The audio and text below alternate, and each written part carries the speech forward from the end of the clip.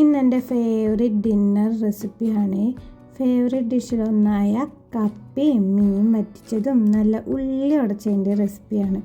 അപ്പോൾ രാത്രി കഴിക്കാൻ ഇഷ്ടമുള്ള ഒരു ഫുഡിലൊരു ഐറ്റമാണ് ഈ കപ്പ.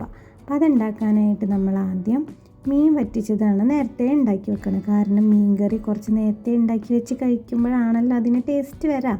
അപ്പോൾ അതിനായിട്ടൊരു ചട്ടിയിൽ വെളിച്ചെണ്ണ ഒഴിച്ച് കുറച്ച് ഇഞ്ചി വെളുത്തുള്ളി ചതച്ചതും കുറച്ച് ചുവന്നുള്ളി ചെറുതായി എരിഞ്ഞതും നല്ലപോലെ ഇട്ട് വഴറ്റി കൊടുക്കുക. അതൊന്ന് നല്ലപോലെ വഴണ്ടി വരുമ്പോൾ കുറച്ച് കറിവേപ്പിലയും കൂടി ഇട്ട് ഒന്നും കൂടി വഴറ്റുക. പിന്നെ നമ്മളുടെ കുടംപുളിയും 2 പീസ് കുടംപുളി ആട്ട ഞാൻ ഇട്ടത്.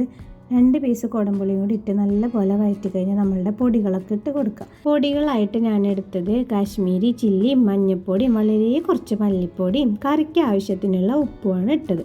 അത് നല്ലപോലെ നല്ലപോലെ വഴണ്ടി വരുമ്പോൾ നമ്മൾ തക്കാളി അടിച്ചു വെച്ചതും കൂടി ഒഴിച്ചു കൊടുക്കുക. തക്കാളി ഞാൻ അടിച്ചൊഴിച്ചത് കറിക്ക് നല്ല കൊഴുപ്പ് കിട്ടാൻ വേണ്ടിയിട്ടാണ്.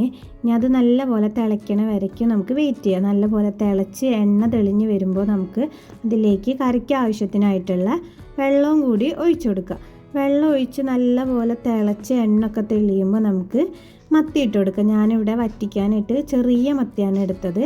അപ്പം അധികം വേവില്ലാത്തതിനെ നല്ലപോലെ തിളയ്ക്കുമ്പോൾ നമുക്കത് ഇട്ട് കൊടുത്താൽ മതി. കറി നല്ലപോലെ തിളച്ച് വരുമ്പോൾ നമുക്ക് മുകളിൽ കുറച്ച് കറിവേപ്പിലയും കൂടി ഇട്ട് കൊടുക്കാം. കറി നല്ലപോലെ തിളച്ച് എണ്ണയൊക്കെ തെളിഞ്ഞ് വന്നു കഴിഞ്ഞാൽ നമുക്ക് ഫ്ലെയിം ഓഫ് ചെയ്യാം.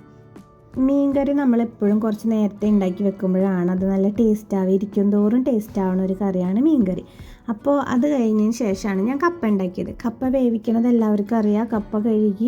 കപ്പയെ വേവിക്കാൻ ആവശ്യത്തിനുള്ള വെള്ളവും ഉപ്പും ഇട്ട് കുക്കറിൽ വിസിൽ വരുത്തി വെച്ചിട്ടുണ്ട്. ഇനി നമുക്ക് കപ്പ ഉടച്ചതുണ്ടാക്കാം. ഒരു പാത്രത്തിൽ കുറച്ച് വെളിച്ചെണ്ണ ഒഴിച്ച് അതിൽ കടുക് പൊട്ടിച്ച് ഇഞ്ചിയും വെളുത്തുള്ളി ചതച്ചത് ഇട്ട് നല്ലപോലെ ഒന്ന് വഴറ്റി വരുമ്പോൾ സവാളയും കൂടി ഇട്ടുണ്ട്. സവാളയും കറിവേപ്പിലയും കൂടി ഇട്ട് നല്ലപോലെ വഴറ്റിയെടുക്കുക. സവാള ഇട്ട് നല്ലപോലെ വഴറ്റി കൊടുക്കുക. നമ്മളൊരു കറി ഉണ്ടാക്കുമ്പോൾ അതിൻ്റെ ആദ്യം സവാളയും പച്ചമുളകും ഇഞ്ചിയും വെളുത്തുള്ളിയും ഒക്കെ വഴറ്റുന്നത് നല്ലപോലെ വഴണ്ടി വരുന്നതിനനുസരിച്ചാണ് നമ്മളൊരു ഐറ്റം ഉണ്ടാക്കണം അതിൻ്റെ ടേസ്റ്റ് ഇരിക്കുക. നമ്മൾ വഴറ്റാതെ ഉണ്ടാക്കി കഴിഞ്ഞാൽ എപ്പോഴും ആ കറിക്കും അതിനെല്ലാത്തിനും പച്ചക്കുത്തായിരിക്കും. അപ്പോൾ നമ്മൾ നല്ലപോലെ വഴറ്റി കൊടുക്കുക.